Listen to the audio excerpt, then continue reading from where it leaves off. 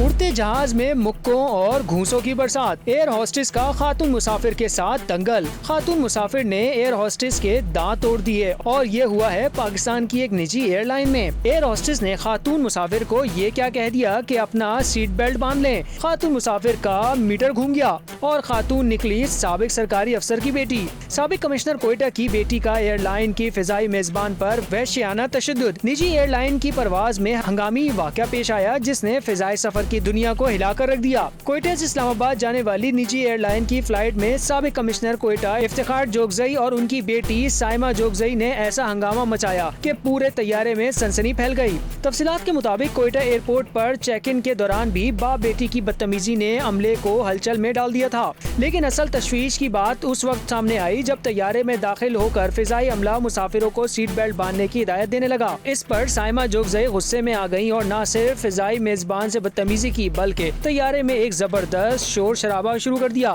مبینہ طور پر سابق کمشنر افتخار جوگزئی اور ان کی بیٹی نے نہ صرف غیر شائستہ زبان استعمال کی بلکہ پورے طیارے میں افراتفری مچا دی۔ فضائی میزبان نے فوری طور پر کپتان کو صورتحال سے آگاہ کیا، جس کے بعد کپتان نے طیارے کو رن وے سے واپس لا کر کنٹرول ٹاور سے رابطہ کیا۔ اس دوران ایئرپورٹ سیکیورٹی فورس کو طیارے میں طلب کیا گیا۔ جب ہنگامہ بڑھتا گیا اور طیارے میں صورتحال مزید بگڑی تو طیارے کے کپتان نے مسافروں کی حفاظت کے پیش نظر دونوں باپ بیٹی کو آف لوڈ کرنے کا حکم دیا، لیکن سائمہ جوگزئی نے طیارے سے اترنے سے انکار کرتے ہوئے ایک فضائی میزبان کو غصے میں آ کر مکہ دے مارا۔ اس وحشیانہ حملے کے نتیجے میں خاتون میزبان کی ناک سے خون بہنے لگا اور ایک دانت بھی ٹوٹ گیا۔